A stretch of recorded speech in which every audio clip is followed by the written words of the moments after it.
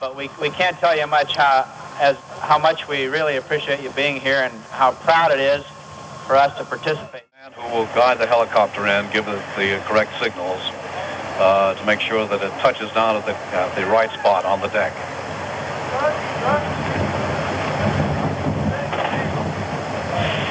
Number 66 is coming in.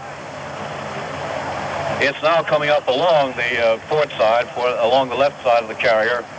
Oh no, here's 66 coming in from...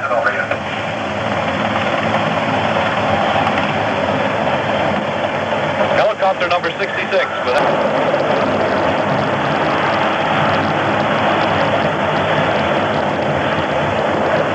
Very slowly now. A great wind from the helicopter. The Stars and Stripes first. Out to the door of the helicopter go John Stonecipher. Stonecipher is the chief of the NASA recovery team on board. He slips briefly, shaking hands with one of the astronauts. Here comes astronaut Borman and Lovell and Anders standing on the steps, and a great cheer goes up from the sailors out here on the flight deck. All of them looking in very good condition, needing a shave, of course. Shaking hands with Ben James. There's having a very noticeable beard. Frank Borman looks as if he is shaved. All three salute. Captain Fifield is at the microphone. On behalf of the entire Yorktown crew, Christmas in '65, but we can't tell you much how much we really appreciate you being here and how proud it is for us to participate. Grabbed a quick shave on the way back. At least there's no indication that down the flight deck of the aircraft carrier Yorktown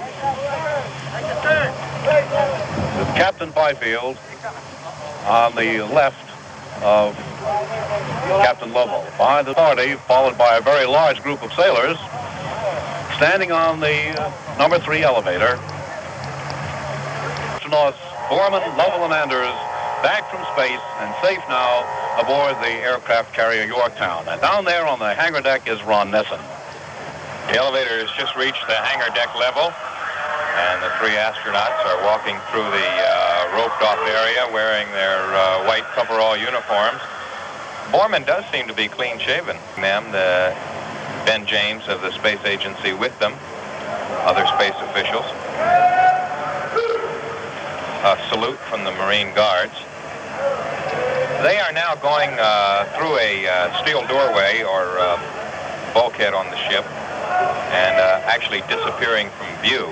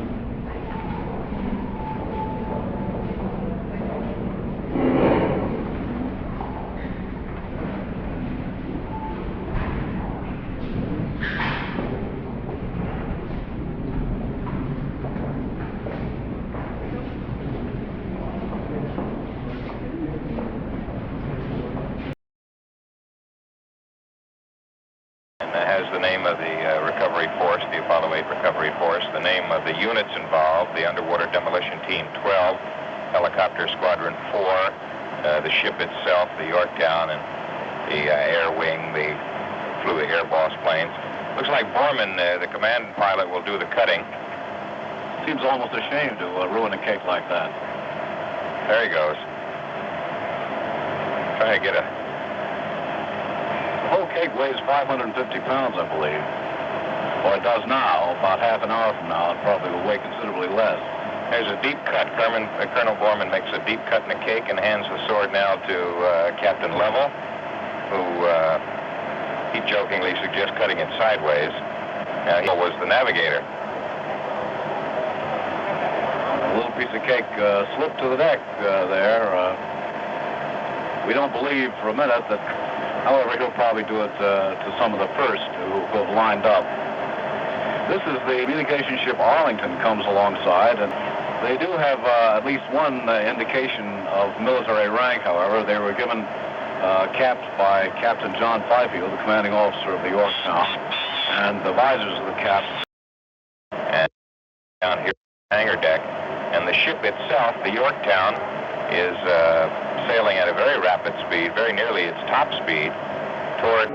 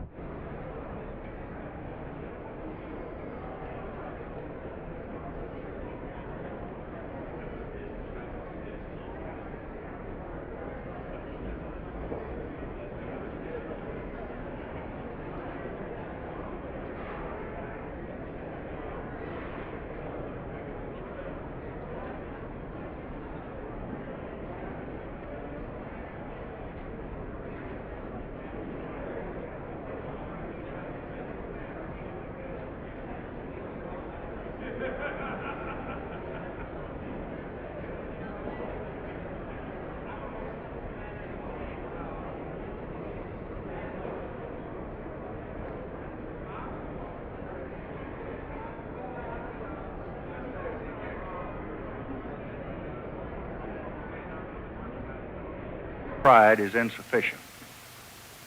That these men represented in the vastness of space all mankind, all of its races, all of its invaluable lessons. We have learned how men and nations may make common cause in most magnificent and hopeful enterprises of mankind. And this morning I renew. There is an ultimate truth to be learned from this historic flight. It may be, they're very small tokens of our appreciation for what you've done for our country and for the world and for us.